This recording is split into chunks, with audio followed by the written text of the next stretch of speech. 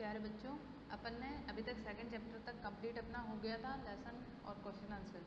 ठीक है, अब नेक्स्ट पढ़ेंगे अपन शरणा एक व्यर्थ गवाह चैप्टर नंबर 3। ठीक है, थर्ड चैप्टर में इस कविता में एक आदर्श व्यक्ति बनने के लिए क्या क्या करना चाहिए। आदर्श व्यक्ति मतलब एक ऐसा महान व्यक्ति कि हम अपने जीवन में ऐसे व्यक्ति बने जिसपे क्या हो कि सभी हमारा आदर करें, समाज में अपना सम्मान हो। उसके लिए क्या क्या करना चाहिए। वही व्यक्ति एक आदर्श और सुखी जीवन व्यतीत करना चाहता है जो शरीर से स्वस्थ हो, व्यायाम करता हो, अपने माता पिता गुरुओं की सेवा करता हो, सबसे प्रेम पूर्वक व्यवहार करता हो, आलस्य त्याग कर समय का सदुपयोग करता हो। सेकंड चैप्टर में भी अपन ने गांधी जी में यही पढ़ा था। जब गांधी जी ने जो कहानी थी उसके थ्रू हमको क्या बताया गया था कि हमें अपने समय का सदुपयोग करना चाहिए। ठीक है, आलस नहीं करना चाहिए, काम का किसी भी प्रकार के काम को त्यागना नहीं चाहिए, सभी काम को समय पर करना चाहिए। शरणा एक व्यर्थ गवाह मतलब कविता में ऐसा बताया गया है कि हमें एक भी क्षण व्यर्थ नहीं गंवाना चाहिए, हमें समय का सदुपयोग करना चाहिए। हमें किस प्रकार का जीवन व्यतीत करना चाहिए कि हम एक आदर्श व्यक्ति बने, एक महान व्यक्ति बने, या हमारी सब क्या करें, मिसाल दे, या हमारे बारे में उदाहरण दे। कई बार क्लास में भी आपको देखा होगा कि बच्चे टीचर्स जो होते हैं या फिर आपके जो बड़े होते हैं, अड़ोस पड़ोस में रहने वालों को, बच्चों को आपको एग्जाम्पल देते हैं कि उसको देखो, वो समय से पहले उठता है, वो उतनी बजे उठ के एक्सरसाइज करने जाता है, या फिर खेलने जा रहा है, तुम क्या करते हो, तुम पूरे दिन टीवी देख के टाइम वेस्ट करो। ठीक है, तो आपको अभी लॉकडाउन में इस प्रकार के जो उदाहरण है वो देखने को मिल जाते। ठीक है, आपके पेरेंट्स भी आपको बोलते हैं कि तुम ऐसा कर दो या वैसा कर दो।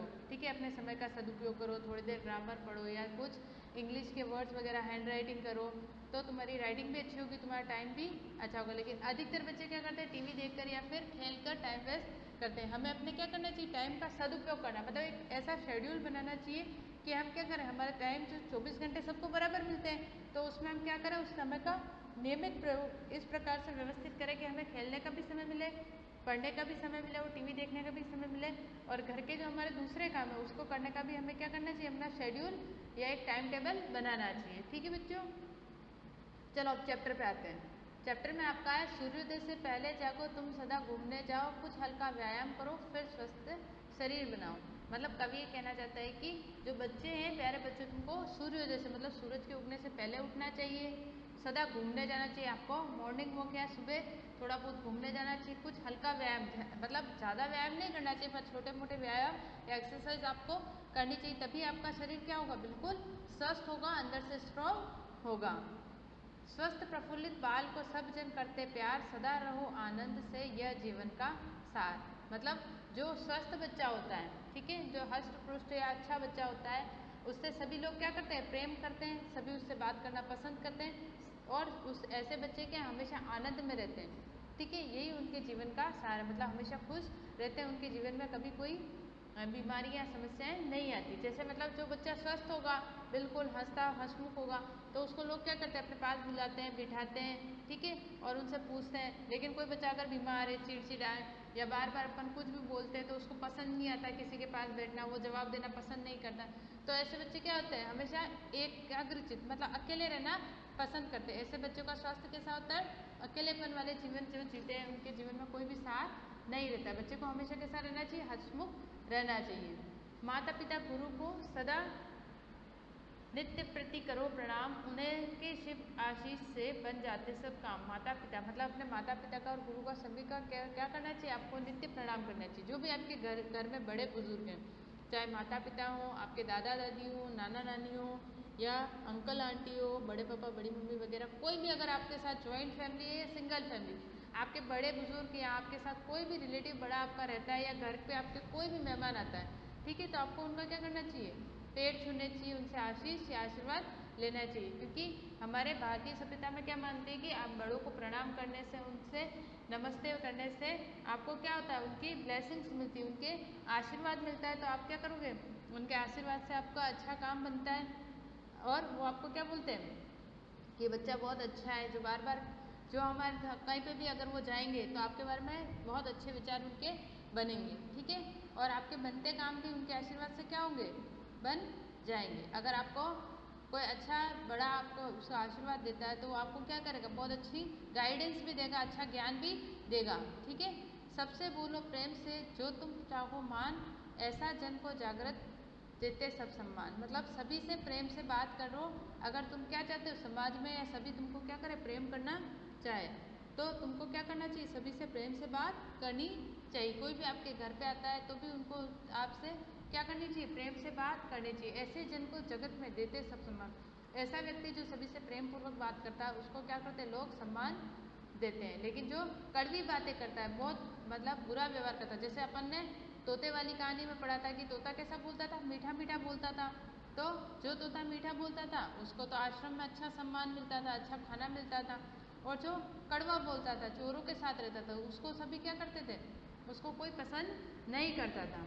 कहो ना चुपती बात किसी से, प्रेम सुधा बरसाओ, दुर्बल बूढ़े या अपंग का नहीं मजाक उड़ा। मतलब कभी भी किसी का चुभती बात नहीं करनी चाहिए, मतलब किसी को बुरा लग जाए ऐसी बात नहीं करनी चाहिए। प्रेम सुधा बरसाओ, प्रेम सुधा बरसाना मतलब अच्छी अच्छी बातें करना। अच्छी अच्छी बातें करना मतलब किसी को, तुमको क्या करना है, किसी को अगर प्यार से बात करो, अगर कोई तुमसे कोई पूछ रहा है उसको धैर्य के साथ जवाब दो, धीरे से जवाब दो। दुर्बल होकर, तुमसे कोई कमज़ोर है, बूढ़े हैं, अपंग व्यक्ति अगर कोई तुमको दिख रहा है तो तुमको उसका मजाक नहीं उड़ाना चाहिए, क्योंकि भगवान ने सभी को क्या बनाया, एक जैसा नहीं बनाया। इसीलिए तुमको क्या करना चाहिए, सभी से प्रेम पूर्वक बात करनी चाहिए। सेवा धर्म में सबसे बड़ा, इससे बड़ा न कोई, सेवा न से मेवा मिले चित्त प्रफुल्लित होए।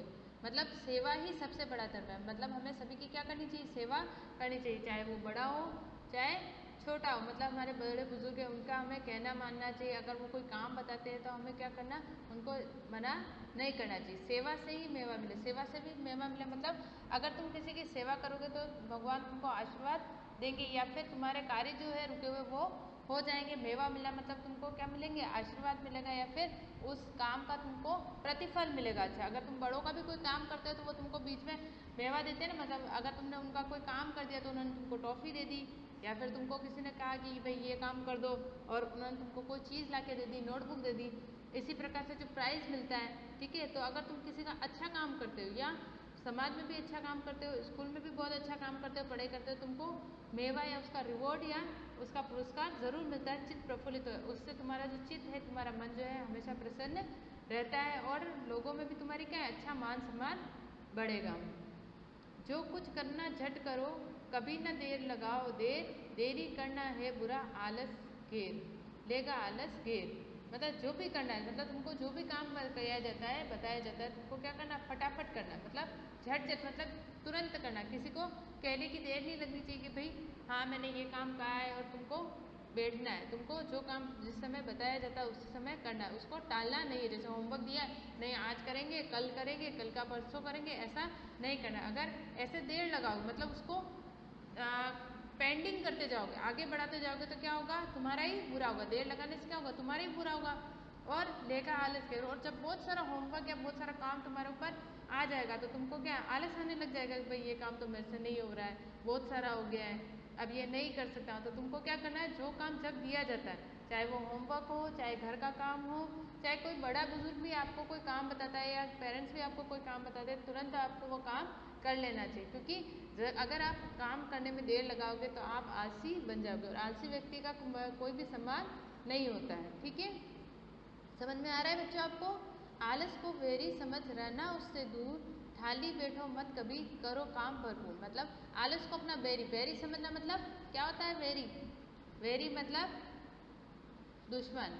मतलब आलस जो है उसको अपना वेरी समझो, वेरी मतलब दुश्मन समझना चाहिए। मतलब अगर आप आलसी बन जाओगे तो वो क्या करेगा, आपके शरीर को और मन को दोनों को क्या करेगा, कमज़ोर बना देगा। ठीक है, और ऐसे दुश्मन से हमें क्या रहना चाहिए, दूर रहना चाहिए। थाली बैठो मत कभी, थाली बैठना मतलब फालतू बैठना। ठीक है, थाली बैठना मतलब कभी फालतू बैठना, मतलब कभी भी फालतू नहीं बैठना चाहिए। करो काम भरपूर, मतलब हमें जो काम करना है वो क्या करना है, भरपूर काम करना चाहिए। मतलब ऐसे फालतू नहीं बैठना चाहिए। अगर हमारे पास कोई काम नहीं है तो चलो स्कूल का होमवर्क नहीं तो हम रीडिंग कर लेते हैं। इससे क्या होगा, हमारे पढ़ने की जो गति है वो बढ़ेगी। अगर वो भी अपने को नहीं करना है कि नहीं भाई हमको रीडिंग नहीं करनी है, तो हम चाहे तो क्या कर सकते हैं, एक पेज डेली राइटिंग कर सकते हैं। उससे क्या होगा कि अपनी राइटिंग सुधरेगी। अगर आपको लगता है कि नहीं राइटिंग नहीं करनी तो कुछ क्रिएटिव वर्क कर लो। क्रिएटिव वर्क में जैसे आप ड्राइंग कर सकते हो या कुछ बनाना सीख सकते हो, घर में किसी की हेल्प करना सीख सकते हो। ठीक है, किसी की छोटे मोटे कामों में हेल्प कर सकते हो अपनी मम्मी वगैरह की। तो उससे आप क्या है, आपके अंदर एक थाला बैठना मतलब आलस आप में नहीं आएगा। अगर आप आलसी बन जाओगे, एक जगह बैठे रहोगे तो क्या करेगा, आपका तन और मन दोनों क्या होंगे, उससे प्रभावित होंगे और आपका जो काम करने की क्षमता है वो कम हो जाएगी। नेक्स्ट है आपका मूल्यवान है समय बहुत, क्षण एक ना व्यर्थ गवाओ, घर के कार्य स्वयं करने में कभी न तुम शर्माओ। जैसा कि मैंने पहले कहा था कि मूल्यवान है समय, मतलब समय क्या है, मूल्यवान है, इसको व्यर्थ नहीं गंवाना, मतलब एक क्षण भी आपको व्यर्थ नहीं गंवाना है। पहले भी अपन ने पढ़ा था ना कि सभी को 24 आवर मिलते हैं काम करने के लिए, ठीक है, 24 घंटे मिल रहे हैं। कुछ बच्चे तो अपना काम समय से करते हैं, उनके पास समय होता है तो वो क्या करते हैं, रीडिंग कर लेते हैं, राइटिंग कर लेते हैं, पहले का जो होमवर्क पड़ा हुआ उसको याद कर लेते हैं। लेकिन कुछ बच्चे हाँ ठीक है आज करेंगे, कल करेंगे, परसों, ऐसे टालते रहते हैं। उससे क्या होता है, आलस में वो बहुत सारा काम इकट्ठा कर लेते हैं। घर के काम भी स्वयं करने चाहिए। घर के काम मतलब आप छोटे हो तो आप कोई काम नहीं कर सकते हो, तो छोटी छोटी हेल्प कर सकते हो, ठीक है, घर में। और कभी ना तुम शर्मा, मतलब घर के काम करने में तुमको शर्म नहीं करनी है। किसी भी काम को अगर आपको बताया जाता है कि ये काम करना है तो आपको उसको बेझिझक करना है, क्योंकि जो काम करता है उसी का क्या होता है, जगत में सम्मान होता है, मान मिलता है। गुण गाता जो सदा तुम्हारे, उसे न मित्र बनाओ, अधिक प्रशंसा अपनी सुनकर कभी न तुम मित्र हो। मतलब जो सदा तुम्हारा गुणगान करता है, तुम तो ऐसे हो, तुम बहुत अच्छा खेलते हो, तुम बहुत अच्छी पढ़ाई करते हो, तुम तो हमेशा क्लास में टॉप आते हो, ऐसे बच्चों को कभी अपना मित्र नहीं बनाना चाहिए। क्योंकि वो क्या करते हैं, हमेशा आपकी प्रशंसा करेंगे तो आप क्या है, जब आपकी रेगुलर प्रशंसा होती रहती, चाहे वो घर के बड़े भी होते हैं, अगर आपके मम्मी पापा भी आपके सामने आपकी कभी भी प्रशंसा नहीं करेंगे, क्यों नहीं करेंगे, क्योंकि ऐसा लगता है कि जब बार बार किसी बच्चे की प्रशंसा की जाती है या किसी व्यक्ति की प्रशंसा की जाती है तो उसमें क्या एक डाउनफॉल आ जाता है, उसमें एक अहंकार आ जाता है, एक बड़ी हीन भावना आ जाती है कि वो क्या करेगा, अपने आप को ऊँचा समझने लगता है। और उसके बाद क्या है, उसका डाउनफॉल शुरू हो जाता है, वो नीचे गिरने लग जाता है। वो मतलब अपने काम पे पूरी तरीके से ध्यान नहीं लगाता, वो अपने आप को सोचता है भाई मेरे को तो सब कुछ आता है।